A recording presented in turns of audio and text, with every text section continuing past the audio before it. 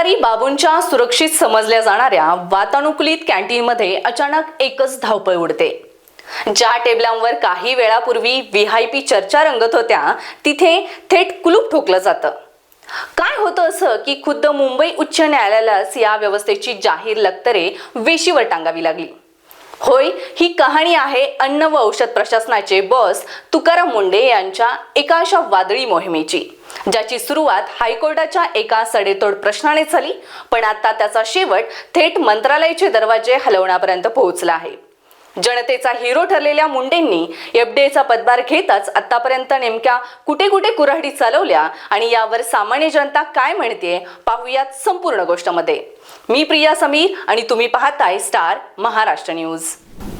तुकाराम मुंढे यांनी सूत्रे हाती घेताच केवळ घोषणा केल्या नाहीत, तर संपूर्ण राज्याला हादरवून सोडणाऱ्या धडक कारवाया केल्या। मुंबई, पुणे आणि नागपुरातील मोठ्या दूध डेअरीवर छापे मारून हजारो किलो भेसळयुक्त मावा आणि पनीर जप्त करून नष्ट केले। ग्राहकांच्या आरोग्याशी खेळणाऱ्या काही नामांकित मिठाई ब्रँड्सचे अन्न परवाने थेट निलंबित केले।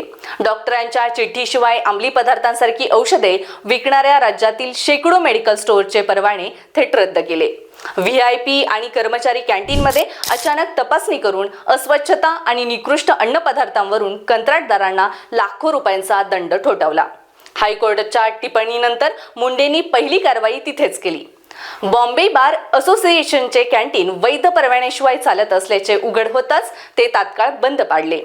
मुंडेंच्या या धडाक्यामुळे राज्यातील भ्रष्ट यंत्रणेचे धाबे दणाणले असले तरी सामान्य जनतेतून मात्र अत्यंत सकारात्मक प्रतिक्रिया उमटत आहे।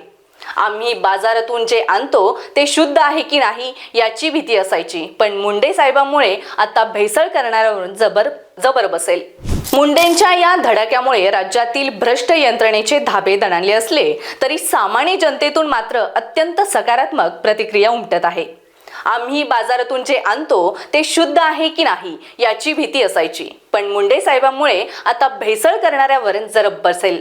नेत्यांच्या आणि व्हीआयपींच्या कॅन्टीनला हात लावण्याचे धाडस फक्त मुंडे साहेबच करू शकतात। सिस्टीमला अशा सिंगमची गरज आहे। पण दुसरीकडे काही प्रामाणिक व्यापाऱ्यांचं म्हणणं आहे की कारवाई नक्की करा, पण नियमांच्या नावाखाली छोट्या दुकानदारांना नाहक त्रास दिला जाऊ नये। एक सामाजिक विश्लेषक म्हणून जेव्हा आपण या संपूर्ण चित्राकडे तटस्थपणे पाहतो तेव्हा नाण्याची दुसरी बाजूही तितकीच महत्त्वाची ठरते। न्यायालयाला सतत चाबूक उचलावा लागतो आणि एकाच अधिकाऱ्याला धाडी टाकाव्या लागतात। याचा अर्थ आपली रोजची तपासणी यंत्रणा पूर्णपणे कोलमडली आहे। नियम पाळणे हे शासकीय सिस्टीमचे रोजचे कर्तव्य असायला हवे। त्यासाठी नेहमी एका मुंडे नावाच्या वादळाचीच वाट का पाहावी लागते? अशा कारवाया जितक्या वेगाने सुरू होतात तितक्याच वेगाने त्या अधिकाऱ्याच्या बदलीनंतर थंड पडतात। प्रशासनात व्यक्तीपेक्षा यंत्रणा मजबूत असणं गरजेचं असतं।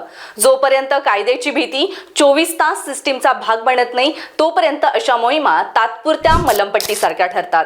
जनतेचा या अधिकाऱ्यावर पूर्ण विश्वास आहे, पण आता खरी गरज व्यक्तिकेंद्री कारवायांच्या पलीकडे जाऊन संपूर्ण अन्न सुरक्षा यंत्रणेचे कायमस्वरूपी शुद्धीकरण करण्याचे आहे। तुम्हाला काय वाटतं नक्की कळवा आणि पाहत राहा स्टार महाराष्ट्र न्यूज। नवनवीन घडामोडी पाहण्यासाठी स्टार महाराष्ट्र न्यूजला सबस्क्राइब करा आणि ताज्या बातम्यांचे अपडेट मिळवण्यासाठी बेल आयकॉनला प्रेस करा आणि परिपूर्ण बातमीबरोबर रहा इतरांपेक्षा एक पाऊल पुढे।